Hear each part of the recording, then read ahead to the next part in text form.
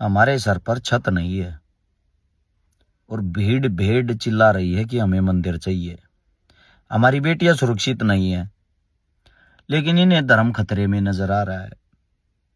हमारे गांव में अच्छे स्कूल नहीं है, इनके बच्चे विदेशों में पढ़ रहे हैं।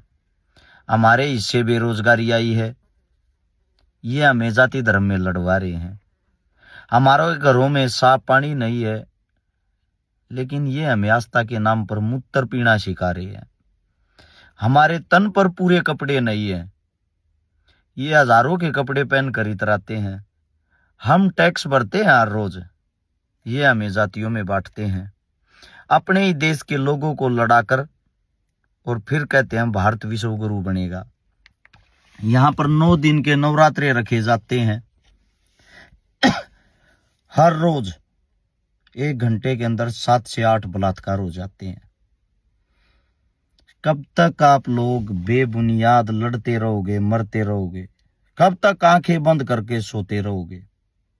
आज नहीं तो कल आंखें खोलने से काम चलेगा। हमारे देश के प्रधानमंत्री साहब ने लोकसभा के अंदर साफ साफ शब्दों में कह दिया है, जैसे कोरोना आया था उस वक्त जैसे आप लोग तैयार थे, वही तैयारी दोबारा से कर लो, क्योंकि जो युद्ध है उसके कारण हमारा बहुत नुकसान हो रहा है। नुकसान के कारण आप लोगों के सामने भी आ रहे हैं, लेकिन आप लोग वही अपनी आंखें बंद करके आप ये सोच रहे हो समस्या का समाधान अपने आप ही हो जाएगा। उदाहरण के तौर पे गैस सिलेंडरों को जो पहले रेट थे उससे 3 गुना ज्यादा कर दिया गया है। 14 किलो का सिलेंडर था, घटा के 10 किलो का कर दिया है। गैस भी 4 किलो घटा दी तुम लोगों की। क्यों? क्योंकि हमेशा से सरकार ने आपदा में अवसर ढूंढा है।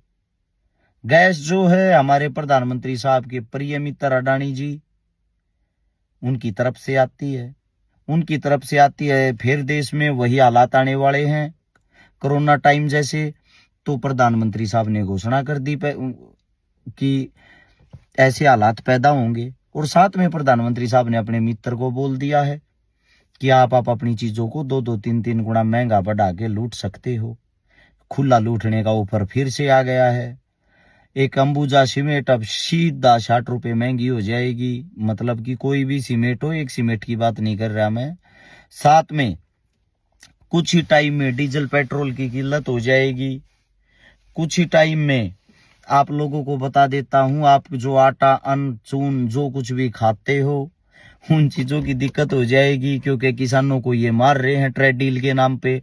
ट्रेड डील के कारण अमेरिका हमारे देश में राज करेगा।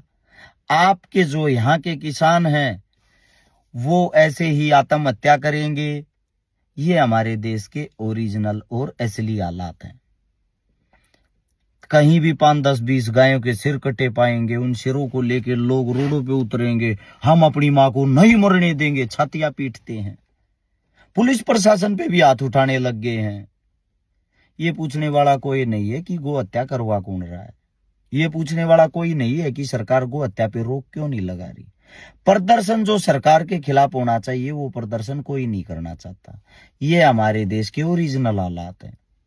हमारे देश के प्रधानमंत्री साहब बाहर गल्फ के देशों में जाके साइन करके आते हैं कि हम आप लोगों को जो बीफ का मीट देते हैं उसको और 3 गुना ज्यादा देंगे 2026 में। और यहां उनकी प्यारी भेड़ें जो उनके कहने पे चिल्लाती हैं, भोंकती हैं, वो रोडों पे प्रदर्शन कर रही, गौ माता पे रोक लगाएंगे। भैया जी, रोक लगानी है तो इसके लिए सरकार के खिलाफ आवाज उठाओ। सरकार ही गौ हत्या करवाने वाली है। सरकार के पास से लाइसेंस मिलते हैं, उन लाइसेंसों से गौ हत्या चलते हैं। फिर जो गौ हत्या चलते हैं उनमें गायें ट्रांसफर होती हैं। वहां जाके उन गायों को काटा जाता है, काट के विदेशों में बेचा जाता है। विदेशों से जो पैसा आता है सरकार के पास आता है।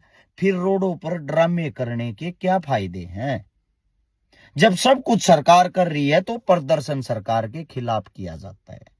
वहां उनके खिलाफ प्रदर्शन करने से तो आपके यहाँ टेप लग जाती है मुंह पे, वहां आप बोल नहीं सकते। क्यों? वो तो आप लोगों के आका है, गुरु तो वही है, करवाने वाले तो वही हैं ये ड्रामे। अगर ऐसे ही आप प्रदर्शन करने लग गए फिर ये बेचारा हिंदू मुसलमान वाला मुद्दा कहां जाएगा? सच बात तो ये है, जो पढ़े लिखे इंसान हैं वो अपनी मूर्खता का परिचय दे रहे हैं। ऐसा कार्य इस देश के अंदर हो गया। यूपीएससी के बच्चे हरियाणा के अंदर रोजगार मांग रहे हैं, मिल नहीं रहा। जो काबिल बच्चे हैं, ग्रुप डी के बच्चे बाहर निकाल रखे हैं, रोजगार मांग रहे हैं, उनको रोजगार नहीं मिल रहा।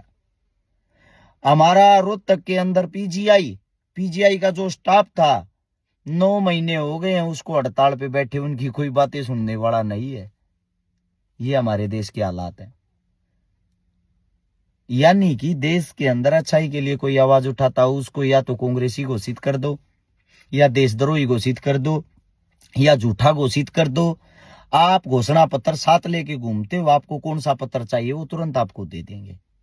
हिंदुस्तान की हालात है ये। मत समझना, कभी मत समझना, बेड़ा गर्क हो जाएगा इस साल के बाद। लिखवा कर ले लियो, सेम हालात रहे, गारंटी है बेड़ा गर्क हो जाएगा। ये हालात पैदा करने वाली हमारी सरकार, हमारे प्रधानमंत्री साहब हैं। उसका रीजन साफ साफ है।